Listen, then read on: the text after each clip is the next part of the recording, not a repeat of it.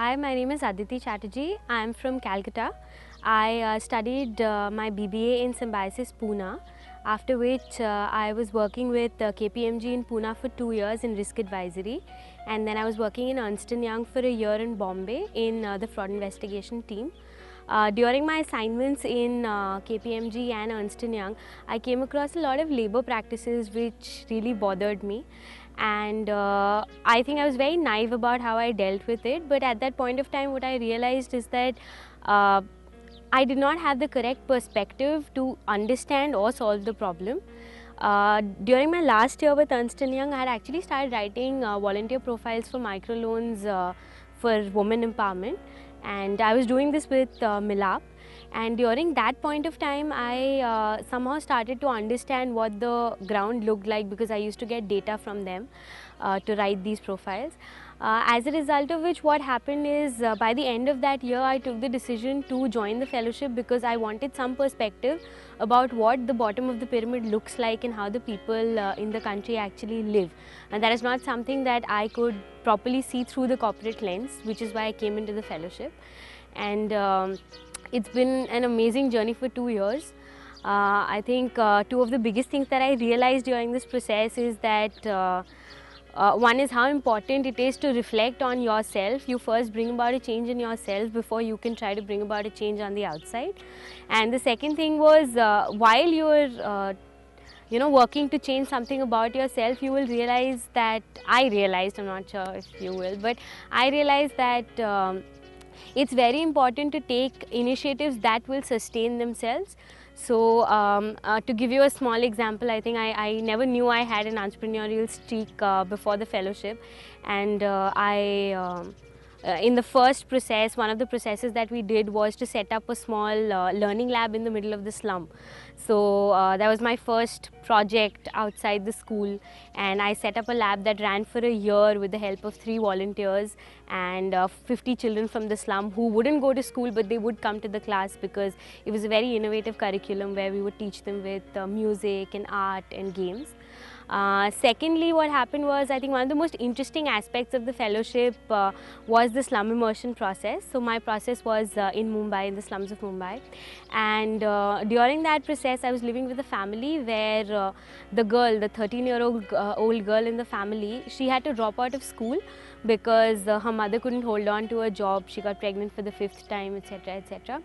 And the girl really wanted to go back to school, but there was no way she could do that till someone could compensate for the notional loss of income that she would incur if she dropped out of work and went back to school. So that kind of set me thinking, like, how can we solve this problem in a sustainable way? Paying her fees just once is not going to solve the issue. So me and 2 other fellows, we collaborated and we came up with a project called Urjayati, where we worked to get donors and pair them up with kids who were dropping out of school, and pair them up with mentors who would guide them through the process so that they wouldn't feel demotivated and drop out of school again. And that was really the first time I properly realized that, okay, I can take initiative in an entrepreneurial way. And I think we've been running that project now for over 6 months. We're in the process of registering it as an NGO, and we've got 10 kids under our wing so far. We're profiling 5 more. We have 7 to 8 mentors with us. We have about 20 donors who are collaborating with us on this. So it was a great journey these 2 years, and helps you learn a lot of things about yourself. I think if anyone wants to seek real challenge, do something completely out of what is happening in and around your surroundings, what your peers are doing. This is one of those places. So basically everyone outside of your fellowship group, outside of the fellowship community is going to think you've gone completely crazy for these 2 years because you're doing things that no one else your age around you is doing. But I think that's one of the best learning experiences that there is. You get to know what is happening in the country on the ground, and you connect with people on the ground. It gives you a perspective on life. It has changed plans, it has changed future plans for a lot of us. So I come from a consulting background, proper corporate background, and I had thought that, okay, I'll do the fellowship for 2 years and then I'll go back into a corporate job. But I think my orientation's changed in that regard right now. So I'm going for my MBA to Oxford this year, and after I finish my MBA, I want to get into social consulting and probably help to solve some more problems all over the world. So as a community, I think the fellowship community is a very, very cohesive and supportive community. This is a place where you're encouraged to fail, because a success can never teach you as much as a failure can. So we have small peer groups, when we are divided into our locations. We have constant debriefs. You have a program leader who's there to help you out at every step. So I think my program leader, Swati, was very helpful in my journey of the first year, especially when you can't quite make sense of what is happening around you. You're still resisting change, but then you kind of get into the mold.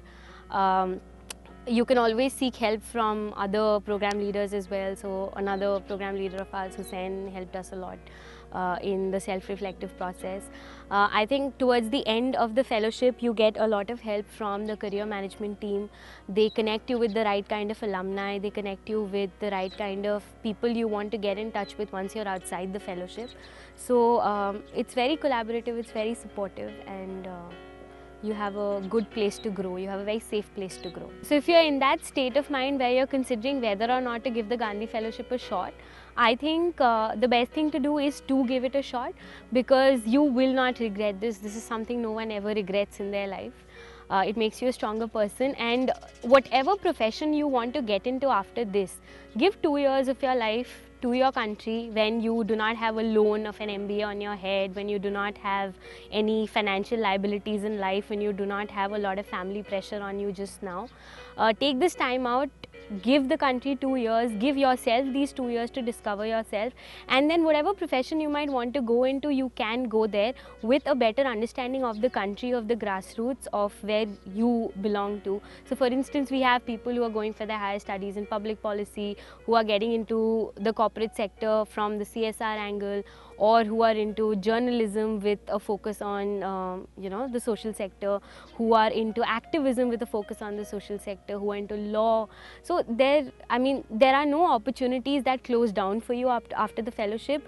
The fellowship has a very effective career management team which will help to place you exactly where you want to go. We have alumni in almost all imaginable fields. So you will have that connect, and it's not like once you're here, this is all there you can go. So give it your best shot.